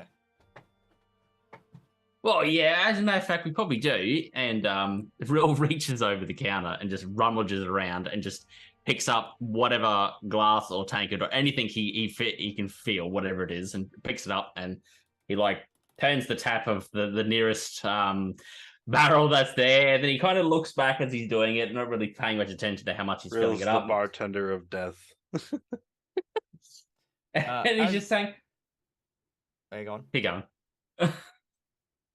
So why have you been summoned here? So why are you? All I want to do is go back home. He probably overfills it and he kind of spills it a little bit. And he's like, "Oh, I'm just getting the head of it off. Don't worry about that." And he just pours a little bit. And then he just reaches back and he plonks it onto the counter. He tries to do the whole slide thing to him. Even if he's 2 feet away, he tries to do the slide thing along the bar. I always wanted to do that. You slide along the bar. Make a dexterity check. Oh, shit. It's gonna tip over. I hope this is as amazing as I want it to be. Oh. That's amazing. You slide it across with grace, and he sort of catches it in one hand. As he does, he brings it to his lips, and you've never seen alcohol disappear from a mug that quick. Like, he barely presses it to his lips before the whole thing disappears. He doesn't even seem to inhale. Like, it just sort of vanishes as he then places it down and wipes his beard. There's He no... picks the cup up, and then there- starts pouring another one. Yeah, keep going. What's going on here? Well, it's nice and simple here. By the way, did you actually taste that? Because I couldn't taste it. It was quite nice, except, you know, for all the prattling that you do when you pour your drink. Well, I'm just trying to find out some stuff, and this is how I've been brought up, right? So anyway, Well, it sounds like you've been brought up by elves, you wee, you know, whatever your name was, Bill. Yeah. real with an So R. listen here, wee Bill. That's real. Let me tell you something. Elves, they talk and they talk and they talk and they talk. They create their big old wanky skyscrapers in the trees and all that. And that's all fine a and skyscraper? dandy. What's this? You would know. The skyscrapers are large trees with interwoven staircases that penetrate the clouds. Oh, okay. Oh, those things. Oh, yeah. It's just coming to my head right now. Anyway, keep going. A dwarf. We don't waste time with words. We're people of action, we are. We do things. We don't say that we're gonna do them. If we wake up in the morning and we decide we want to make an axe, we do not wank about talking out to every fanny that we meet and say, you, just so you know, I'm going to spend the day in my forge with my frilly frock on, wielding some sort of hammer and trying to make something of myself. That's all. Well, actually, it's actually called an apron, right? And That's what there you go wear again. when you. No one cares, wee lad. Now listen, Bill. I think I It's know real. why I've come here. Because you, Bill and Rills. you wee Bill, have spent all of your time talking a load of shite. But you Well, I think I talk a you shite. didn't listen to the words that'll help you. That's Yeah, what I makes was- the dwarves strong. I was listening to Torag when he was talking about. He's still Yammer. yammering and yammering and yammering and yammering. And you can keep on going, lad. And you know what? It don't bother me none, for I found my peace eons ago. But if you want to connect to your people, then you need to listen up. Right, I'm listening. I got my listening ears on. See him Talking doing with this. listening with your mouth ain't listening, lad. You don't need to tell folk you're listening. It makes you look like a fanny.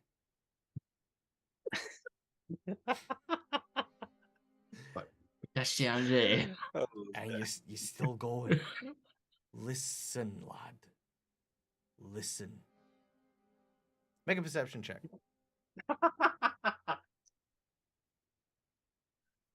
Yeah. Sure. Ooh. Oh. Everyone in the Fantasy Grounds chat just saw that hover on that one for so Yeah. long. Yes. That's the one too. You're a little All right. tense. With a 19, this is the first time you've actually been quiet since arriving in this place. And you immediately realized that there was something here you couldn't hear before. Between all the stories and the tales, all of which, again, you noticed that the woman, the psychopomp was listening, that the dwarf was listening, but now you've started to listen. You hear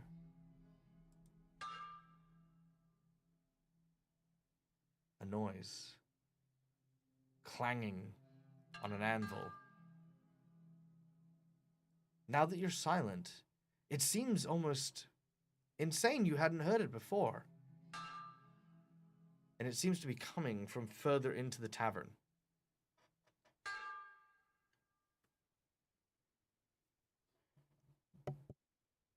So without saying anything, I stand up from my chair. It's more like a bar stool, really. When one hand I grab my drink, and then the other hand I reach out and I see if I can actually grab onto his van brace to lead him with me can I actually grab onto him? What are you holding my hand for, you weirdo? And I don't say anything. I go, You think I want to go with you? No. This is your journey, lad. Like I said, I did mine. Hey, love, pour us another one, eh? And you watch as the psychopomp lady pours him another drink, slides it up. He kind of raises it as like a toast to you, and he actually says, I hope you find out what you're looking for. And more importantly, I hope you find yourself. And he drinks as you disappear behind the back room. yep. Will doesn't say anything. He just gives him a little bit of a toast, and then he walks back to the back. The environment starts to get warmer, much hotter than it was before. And as it does, you find yourself suddenly sweating as you are now in a brilliant and beautiful looking forge. There you can see a woman and a man that seem to be working on an anvil. These two hardy dwarves who are wearing kind of the full blacksmithing aprons. They're banging and smashing into these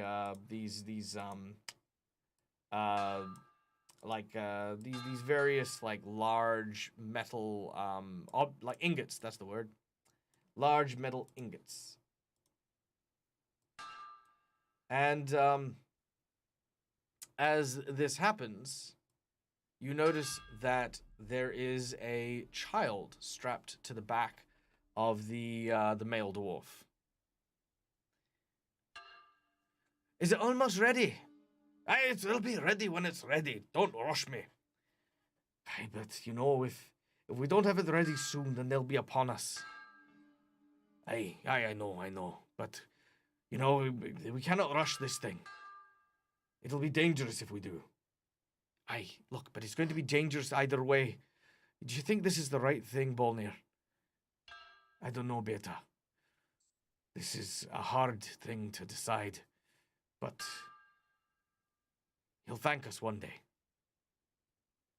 You watch as they separate, and inside you see between them that they're forging and wielding something that looks almost like a crib or like a basket, but made of interwoven mithril.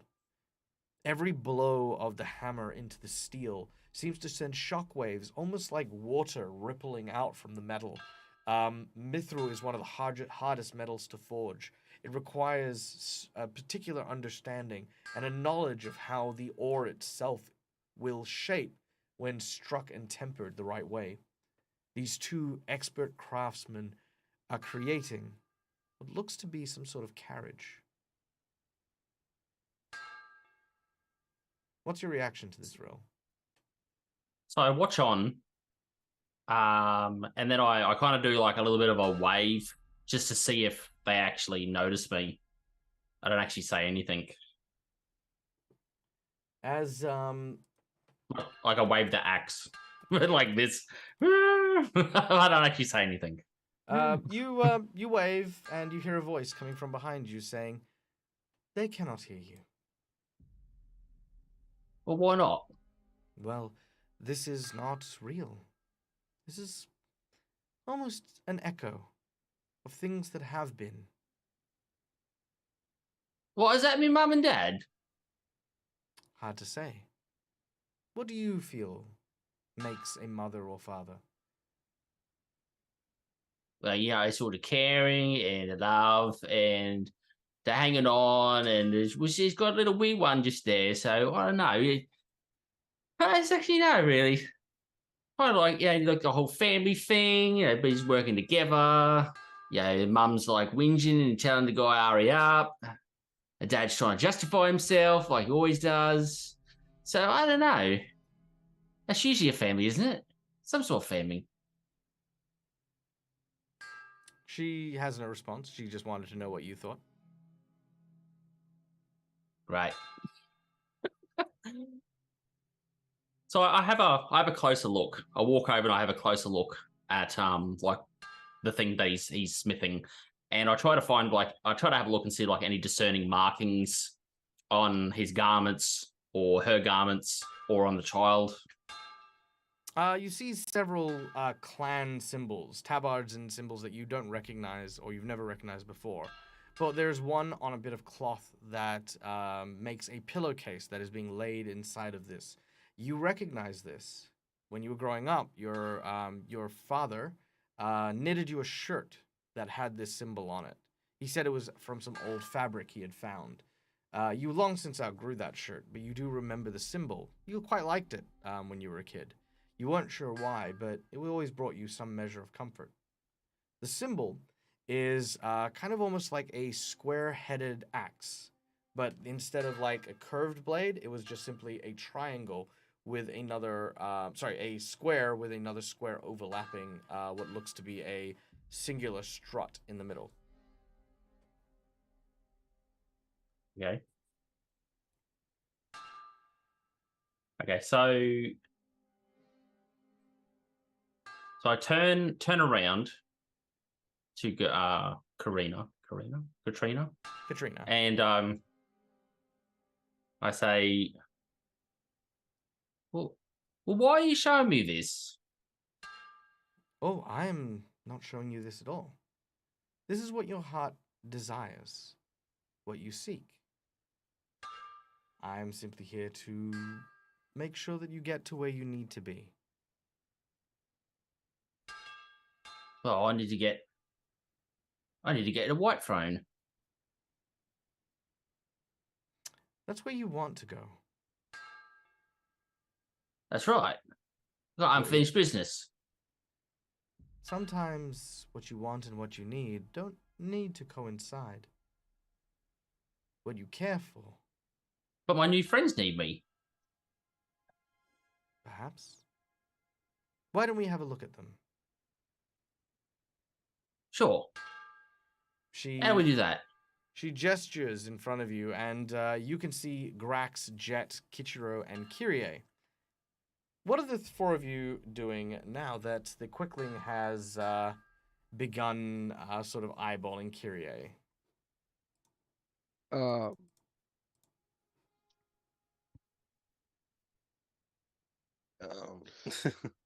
Before the Quickling does anything, I'm going to assume no because of how fast they are. But would Jack be able to like try to grab him since his back is turned? And like sure. try to grab him and hold him. You may attempt to.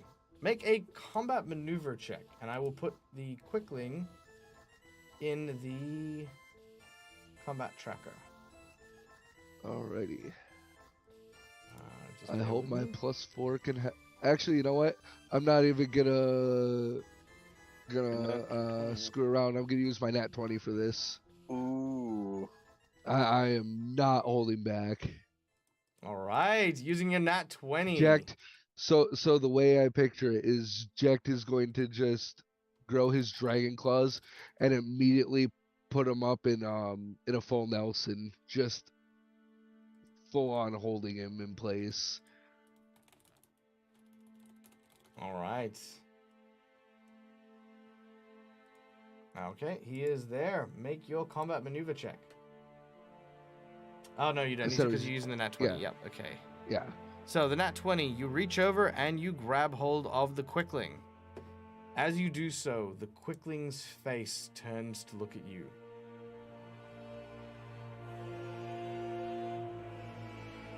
Oh no. All right. What now?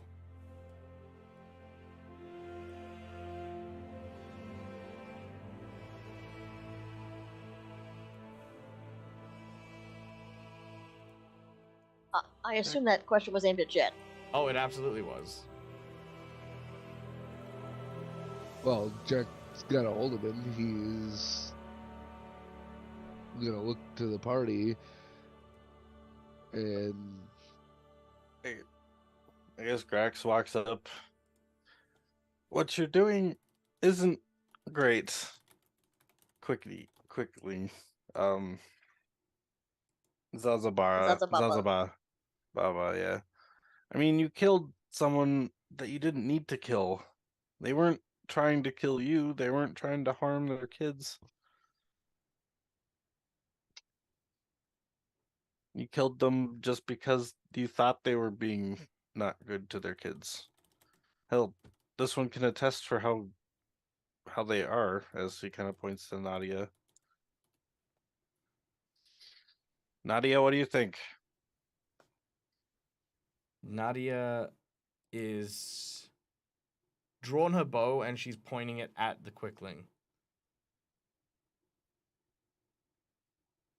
As you can see, she's not fond of that you've killed her. It was her brother, right? I forgot already. I didn't write down relation. I just It's the step brother, I guess.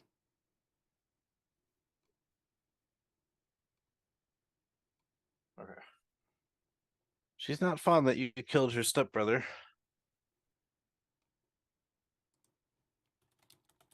The Just in quickling. case Kyrie is going to study it. All right, not a problem. Kichiro.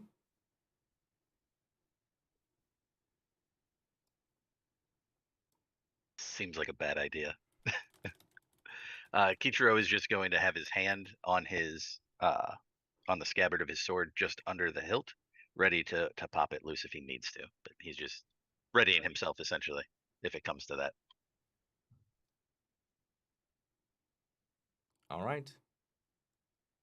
He looks at you and looks at Grax and what Grax says. And she says, I'm so happy you all want to play. Now, I don't know if I can whistle this, so let me see if I can. I don't know. All right. Hold on. I could try. What is it? No, I'm just kidding. Okay. Or we're gonna die. Here we go. No.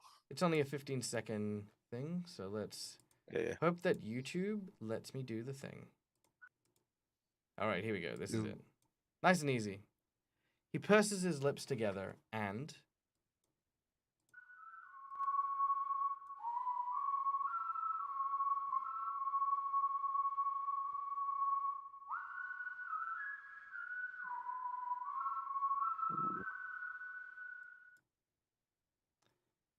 And as this happens, Jet, I'm going to burn my nat 20. Oh, Front no. row. You do not It's see... because we're at the end. Yes. You do not see what happens. You don't even feel what happens. Your neck just suddenly feels warm. You notice that the snow around you is now covered in blood. The wind blows through your hair, and you can feel a chill suddenly wash over your neck. You then look over towards where Grax is, and you blink for a moment. As you do so, you then see that standing behind Grax is another quickling. One with a blade soaked in blood. Grax, you reach out as quickly as you can. And all of a sudden, Jet, you suddenly look at the sky. But there's a figure standing over you, blocking what little sun seems to penetrate through the clouded sky over onto you. You kind of almost, it's kind of almost annoying because the glare behind this body is getting in your way. Until you realize something. That the body standing before you as you lay on the ground is yours.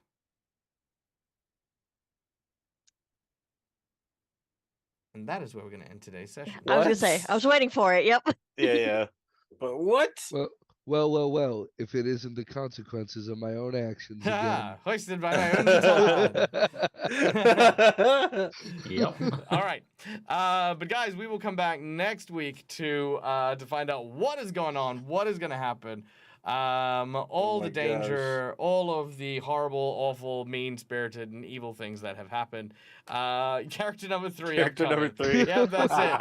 Dag don't mess around. It's like, yeah, no. It's like, oh yeah, Dag, he's such a nice GM, like he has Patreons Oh. and he goes so easy on them. Hell no, I'll kill you off. Nope. I'll kill you off I've in a learned cinematic way. firsthand. Yeah. Except I have yet to die. I don't in know any what I would character do for sense. character 3, to be perfectly honest. It took hard enough time thinking of Jacked. Audience participation. Audience makes. All right. Marcus's You know next what? No. character. Only because. Yeah, I want to be fair with this. I want you guys to remember this point, and I want you to stop watching right now, or at least mute me if you don't want spoilers for next week, because I want to be fair on this. Fair to my players, fair to my audience as well. So if you want this to be a surprise, mute. I won't be here next week. Yes. So firstly, Rill is not Gotta going to be mute. here next week. My plan for next week is a very, very much a what if scenario for the entire episode. So that is going to be everything that happens is going to be what Rill is shown by the psychopomp as a this is what happens because you're not there. Oh. Yeah. Which is the nature of it, right? So Jet, what's basically going to happen is I'm going to likely get you to use your character as like Nadia, for example. Just using the same abilities and stuff like that. Just for fun, you know what I mean, more than anything else. But then obviously we'll see like what happens and how it goes. But ultimately, when we bring Rill back, there's going to be that kind of rewind back, and then you'll have a proper go at what happens there. So I don't want you guys to worry. So for those of you who are silented, you can unsilent. Dorks. But yeah, I fletchlings are dogs. It's very true. But yeah, I just wanted you guys to know this because I wanted to again be fair, because obviously this secret wouldn't technically come out for another 2 weeks. And I thought that, you know what, I don't want you to be like, especially for my player Marcus, I don't want Marcus to feel like, oh well, this is it. But it's still going to be a lot of fun. It is still going to be a great time, and it's still going to be a really, really awesome thing. But of course, this is going to also help us bring Rill back from the brink of death. So Yay! I hope you guys had fun. Again. I hope you guys had I like fun this today. character.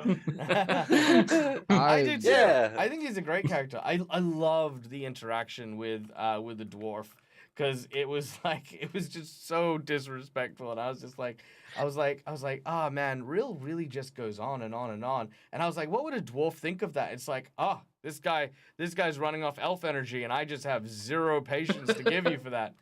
And it was just great. It was absolutely gold. And thank you for role playing that whole thing with me, especially the bit where he started calling you Bill. And It's just real. It's real. Can't wait till we started saying all these other names in chat. And I loved that Kyrie I didn't see him. and Grax have sort of taken the 90 degrees and are like, we need to protect Nadia. Let's protect Nadia. And Jet and Nadia are like, why are these two trying to protect me? And then Kichiro starts talking to the armor.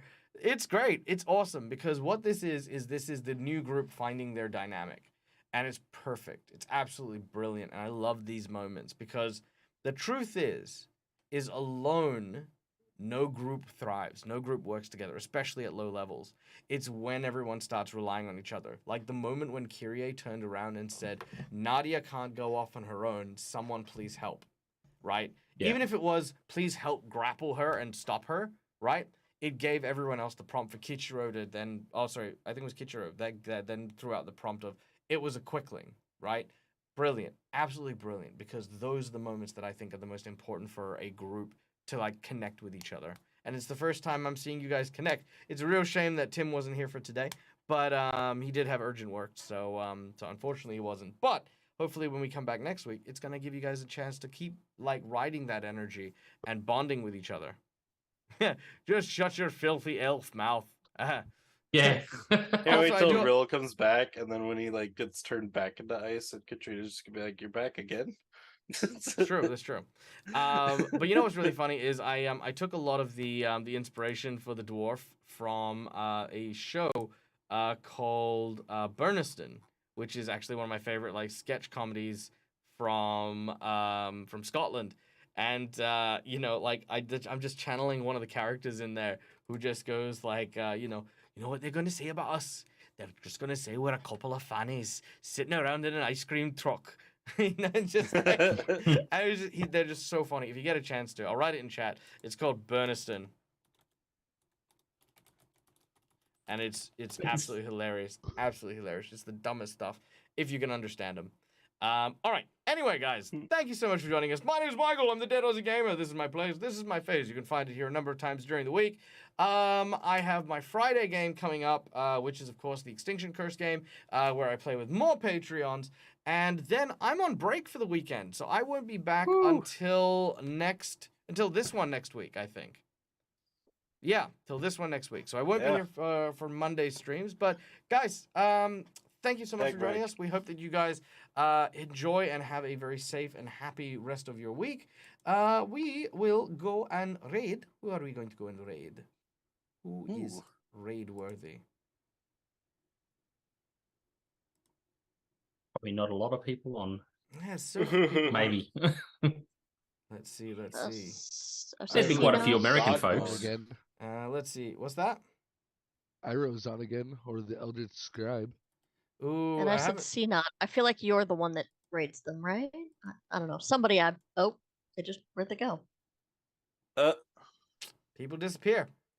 They love the La Carina. Yeah, no, I do love the La Carina. Oh my god, like such a beautiful character too. It's like one of the most dangerous encounters because all they do is just get you to accept death.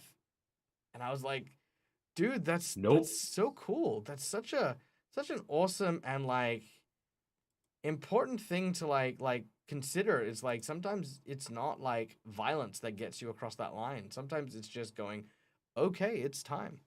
We're gonna go raid Cypher of Tyr, who is a great role player. They're playing Dragon Age Inquisition. And we are gonna try and convince them at some point or another to come and do some D&D stuff. But you know what? Maybe not. But still, nonetheless, this is one of the great big advocates of D&D in the TTRPG scene. I'm a very, very big fan. No, I can't raid. Why can't I raid? Oh, let me try again. No. I think it's one of those ones where I can't raid them. Who is it? Cypher of Tyr. They turn off. We can't I think raid they them. might have turned off raids. Oh. Can you do it? No? How do you spell it? Oh, SYPHER OFTYR.